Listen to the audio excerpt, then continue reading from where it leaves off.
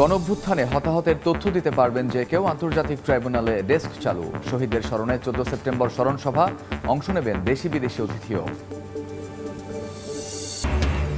নির্বাচনে জয়ী হলে যুগপৎ আন্দোলনের শরিকদের নিয়ে গঠন করা হবে জাতীয় সরকার। বিএনপির লিয়াজোঁ কমিটির বৈঠকের পর বললেন খসরু, চলবে রাষ্ট্র সংস্কারের কাজও। এবং গরমে বিভিন্ন স্থানে লোডশেডিং। গ্রামাঞ্চলে দিনে 14 থেকে 15 ঘন্টা থাকছে না বিদ্যুৎ। অতিষ্ঠ জনজীবন। শিল্পাঞ্চলে ব্যাহত উৎপাদন। সমাধানের চেষ্টায় সরকার।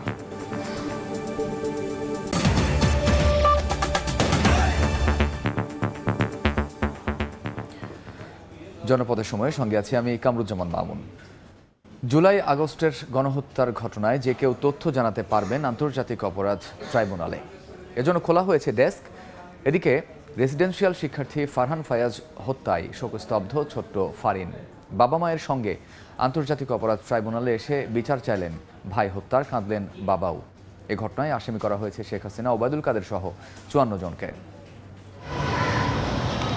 এমন জীবন গড়ো যেন মৃত্যুর পরও মানুষ তোমাকে মনে রাখে।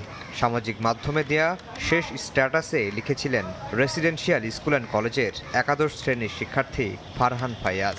18 জুলাই বৈষম্যবিরোধী ছাত্র আন্দোলনে পুলিশের গুলিতে লুটিয়ে পড়ে সে। হাসপাতালে নেওয়া হয় মৃত অবস্থায়।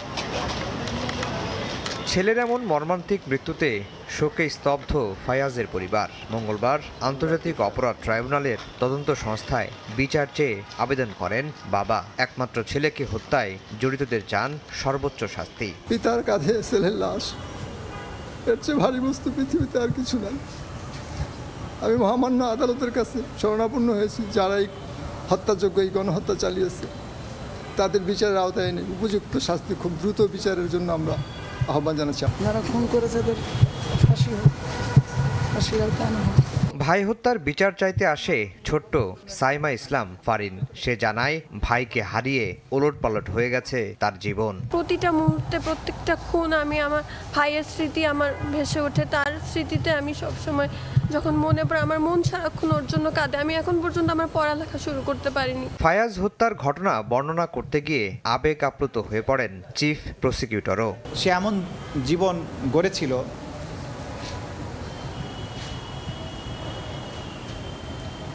যে জীবনের কথা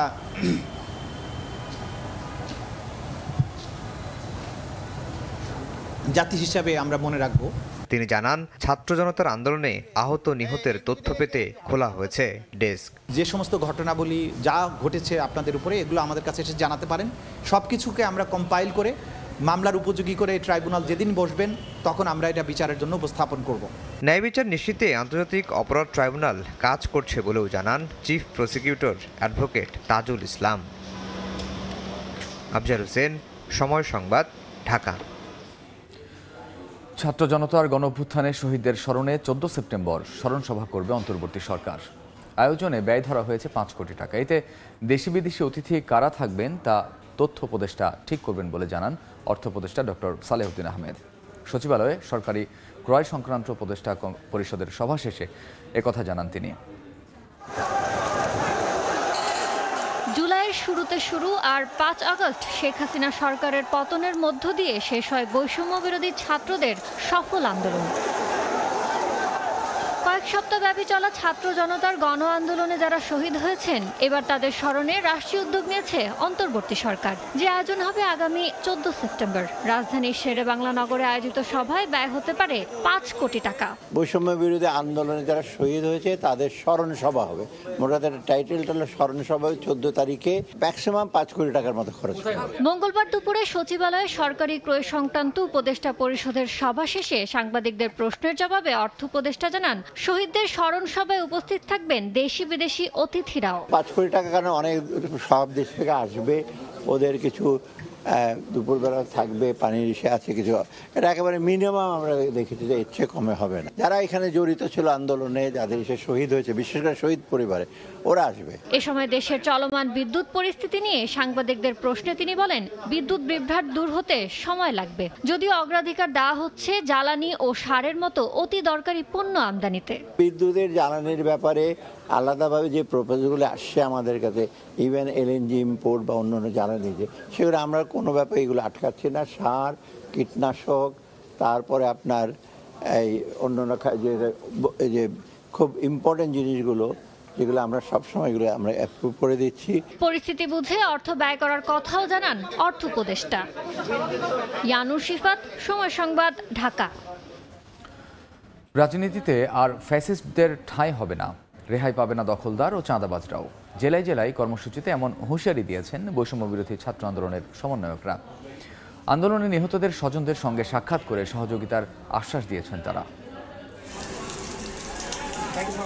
নারায়ণগঞ্জের শিক্ষার্থীদের আয়োজনে দিনব্যাপী নানা কর্মসূচি অংশ নেন সার্জিস আলম সহ বৈষম্য বিরোধী ছাত্র আন্দোলনের ৮ সমন্বয়ক। মতবিনিময় ছাড়াও গণ আন্দোলনে হতাহতদের স্বজনদের সঙ্গে কথা বলেন তারা। এ সময় কান্নায় ভেঙে পড়েন যাত্রাবাড়িতে পুলিশের নির্যাতন ও গুলিতে নিহত মাবরুর হাসান রাব্বির বাবা মা সহ পরিবারের সদস্যরা।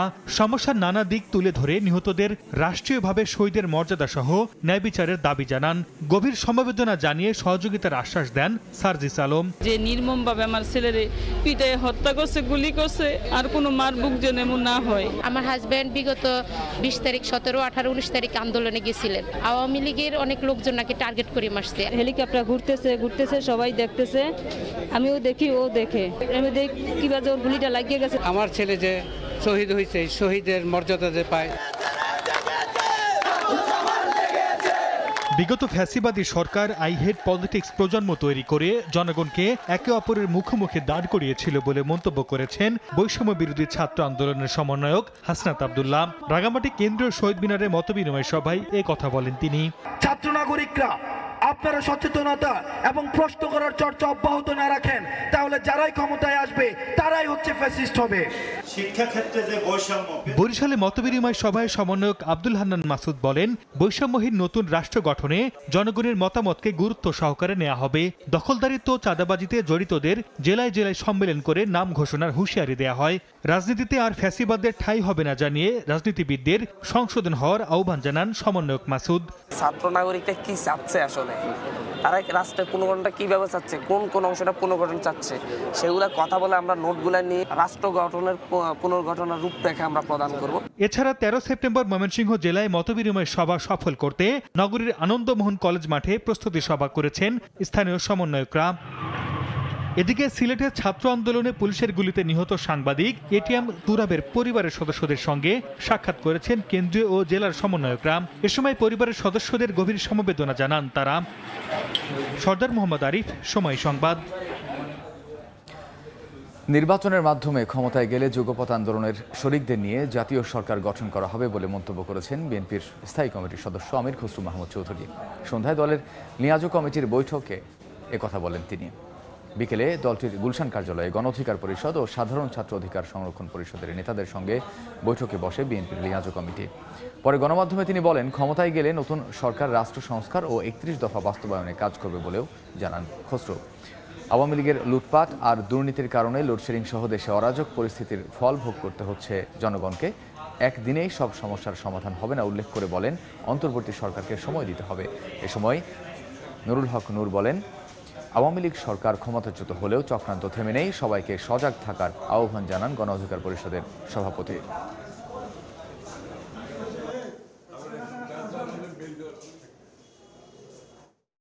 ছাত্রদের মধ্যে অসহিষ্ণুতা তৈরি করার একটা চেষ্টা আজকে ঢাকা কলেজ, সিটি কলেজ কিংবা এর আগে বিভিন্ন জায়গায় যে ঘটনাগুলো ঘটছে, এর পেছনে পতিত স্বৈরাচার সরকারের একটা সংশ্লিষ্টতা পাওয়া যাচ্ছে। সেই ক্ষেত্রে আমরা সকলকে এই বিষয়ে সতর্ক থাকার আহ্বান জানাবো। আমরা শুধু আন্দোলন করি নাই, আমরা শুধু 31 দফা সংস্কার দিই নাই, আমরা কিন্তু একত্রে এখনো কাজ করে যাচ্ছি এবং আগামী নির্বাচন পরবর্তীতে যে জাতীয় সরকারের কথা তারেক রহমান সাহেব বলেছেন, সেখানে আমরা সবাইকে নিয়ে এই 31 দফা বাস্তবায়ন করব। শেখ হাসিনা ও বোন শেখ রেহানা সহ পরিবারের সদস্যদের নামে পূর্বাচলে রাজকের 60 কাঠা বরাদ্দকৃত প্লট বাতিল চেয়ে রিট হয়েছে। সুপ্রিম কোর্টের 10 আইনজীবী মঙ্গলবার এই রিট দায়ের করেন। রিটে প্লট বরাদ্দে জড়িত এবং সুবিধাভোগীদের বিরুদ্ধে দুর্নীতি দমন কমিশন আইন অনুযায়ী ব্যবস্থা নেওয়ার নির্দেশনা চাওয়া হয়েছে। তদন্ত করতে হাইকোর্ট বিভাগের একজন বিচারপতিকে প্রধান করে 3 সদস্যের কমিটি করার নির্দেশনা চাওয়া হয়েছে। রিটকারী আইনজীবীরা জানান, পূর্বাচল নতুন শহর প্রকল্পে নিজের নামে প্লট বরাদ্দ নেন ক্ষমতাচ্যুত প্রধানমন্ত্রী শেখ হাসিনা। প্লট নেন ছেলে সজীব ওয়াজেদ জয় ও মেয়ে সাইমা ওয়াজেদ পুতুল। এছাড়া 10 কাঠা করে প্লট বরাদ্দ নেন শেখ রেহানা ও তার 2 ছেলে মেয়ে। ভবিষ্যতে যেন সীমান্তে বাংলাদেশি হত্যার ঘটনা না ঘটে সে বিষয়ে ব্যবস্থা নিতে সংশ্লিষ্ট কর্তৃপক্ষকে নির্দেশ দিয়েছেন স্বরাষ্ট্র উপদেষ্টা লেফটেন্যান্ট জেনারেল জাহাঙ্গীর আলম চৌধুরী। এদিকে আসন্ন দুর্গাপূজায় নিরাপত্তা নিশ্চিত করতে কঠোর ব্যবস্থা নেওয়া হবে বলেও জানান তিনি।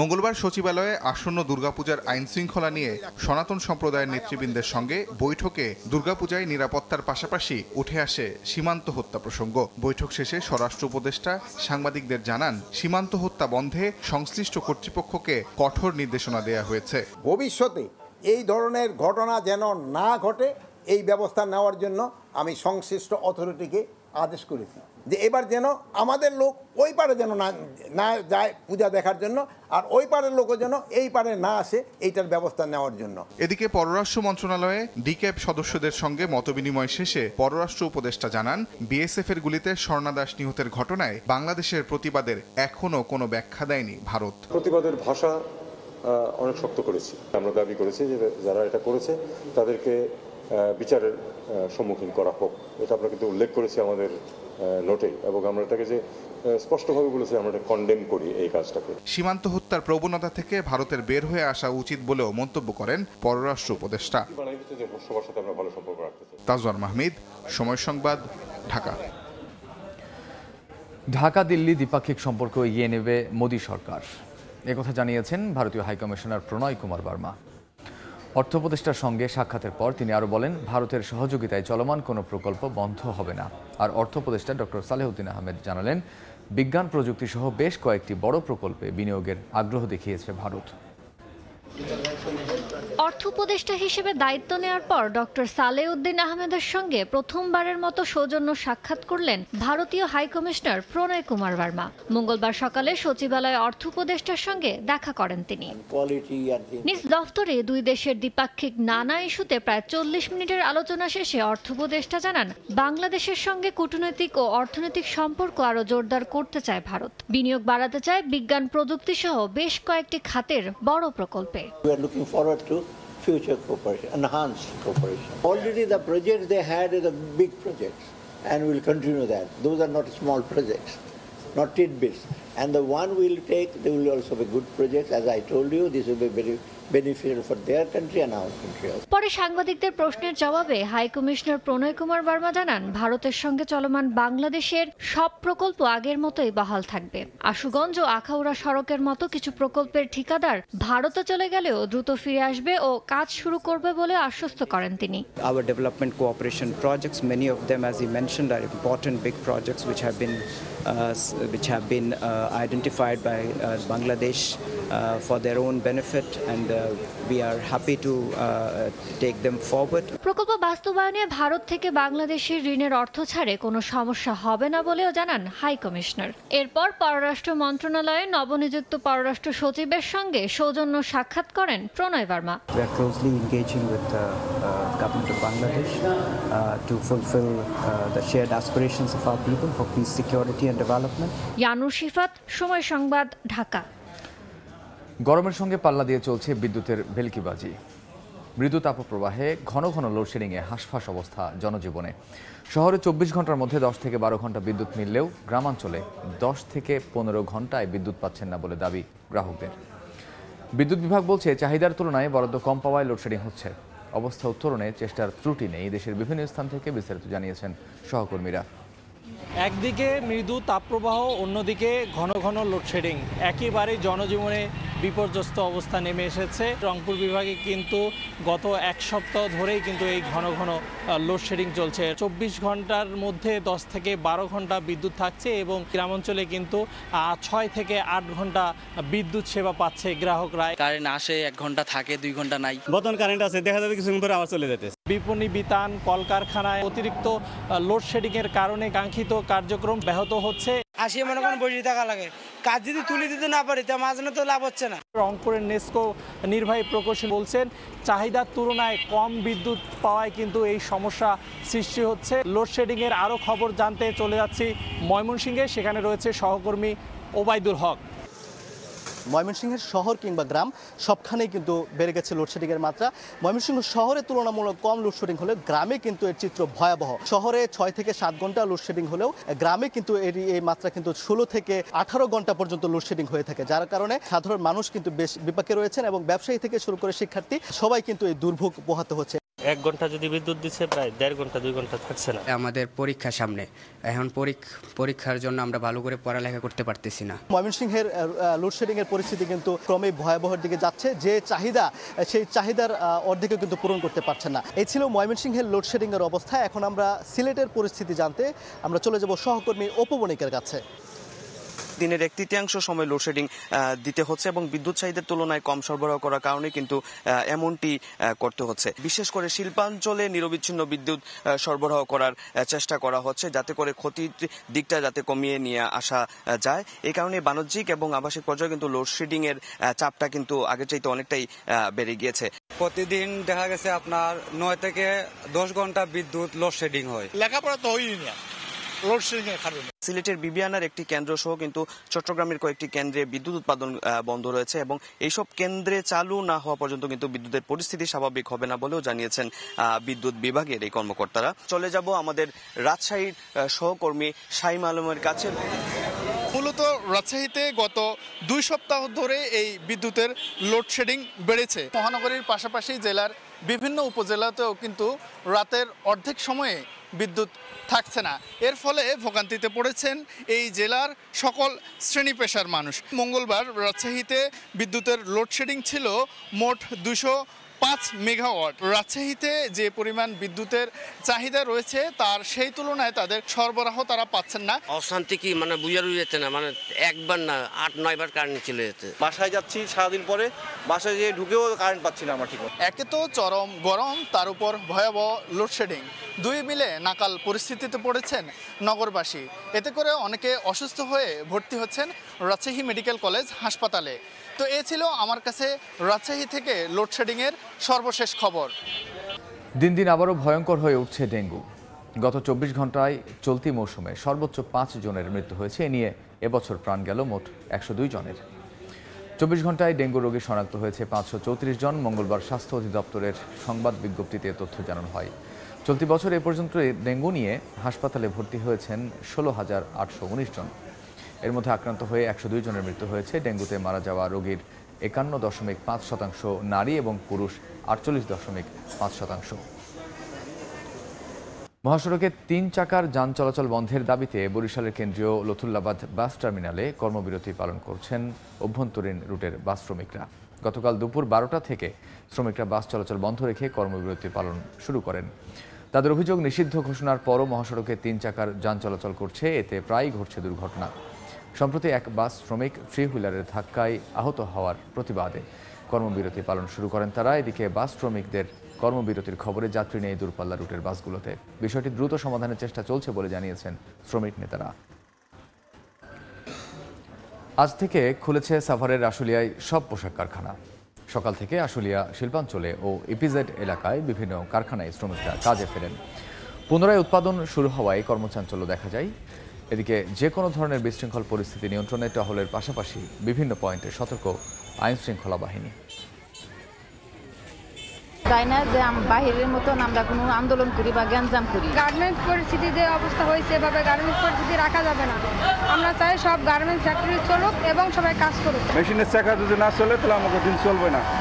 তার কারণে আমরা চাই ফ্যাক্টরি সুন্দরভাবে চলুক। কর্মক্ষেত্রে যদি সমস্যা সৃষ্টি করে তাহলে এটা আমাদের সকলের জন্য সমস্যা, কারণ এই কর্ম যদি বাংলাদেশে বন্ধ হয়ে যায় তাহলে অনেক লোক বিভিন্ন সমস্যায় পড়বে।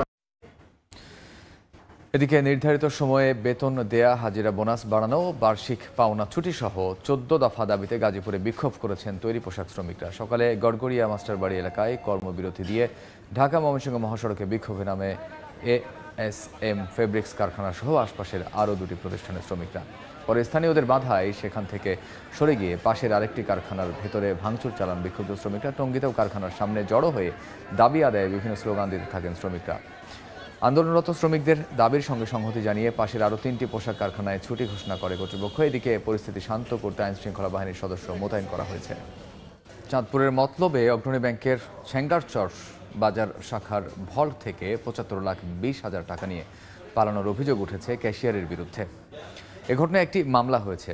এজাহার থেকে জানা যায়, গত ২৯ আগস্ট ছেঙ্গারচর বাজার শাখার ক্যাশিয়ার দীপঙ্কর ঘোষ ব্যাংকে না এলে তাকে ফোন করা হয়। অসুস্থতার কথা বলে তিনি ফোন রেখে দেন। পুনরায় যোগাযোগের চেষ্টা করলে নম্বর বন্ধ পাওয়া যায়। ঊর্ধ্বতন কর্তৃপক্ষকে জানিয়ে ৩০ আগস্ট থানায় সাধারণ ডায়েরি করেন ব্যবস্থাপক মোহাম্মদ ইউসুফ মিয়া। পরে ১ সেপ্টেম্বর পুলিশের উপস্থিতিতে ভল্ট খোলা হলে সেখানে ৭৫,২০,০০০ টাকা কম পাওয়া যায়। এ ঘটনায় ব্যাংকটির ব্যবস্থাপক বাদী হয়ে থানায় মামলা করেছেন। দ্রব্যমূল্যের বাজার নিয়ন্ত্রণ ও খাদ্যের মান নিশ্চিত করতে বাগেরহাটের মোংলায় বাজার মনিটরিং করেছে উপজেলা প্রশাসন, নৌবাহিনী ও বৈষম্য বিরোধী আন্দোলনের শিক্ষার্থীরা। দুপুরে সহকারী কমিশনারকে সঙ্গে নিয়ে শহরের মোংলা বাজার এলাকায় অভিযান চালানো হয়। এ সময় বিভিন্ন ব্যবসা প্রতিষ্ঠানের পণ্যের বিক্রয় তালিকা দেখেন। মাংস, মুদি ও কাঁচা বাজারের ব্যবসায়ীদের মূল্য তালিকা ও পরিষ্কার পরিচ্ছন্নতা না থাকায় বেশ কয়েকজন ব্যবসায়ীকে ৫৩,০০০ টাকা জরিমানা করা হয়। একই সঙ্গে ব্যবসায়ীদের বাড়তি দামে পণ্য বিক্রি না করতে এবং শহরকে পরিষ্কার পরিচ্ছন্ন রাখতে সতর্ক করা হয়। জনপদের সময়ের শীর্ষ সংবাদগুলো জানিয়ে দিচ্ছি আরেকবার। গণঅভ্যুত্থানে হতাহতের তথ্য দিতে পারবেন যে কেউ। আন্তর্জাতিক ট্রাইব্যুনালে ডেস্ক চালু ও শহীদদের স্মরণে ১৪ সেপ্টেম্বর স্মরণসভা। অংশ নেবেন দেশি বিদেশি অতিথিও। এবং নির্বাচনে জয়ী হলে যুগপৎ আন্দোলনের শরিকদের নিয়ে গঠন করা হবে জাতীয় সরকার। বিএনপির নিয়োজক কমিটির বৈঠকের পর বললেন খসরু, চলবে রাষ্ট্র সংস্কারের কাজও।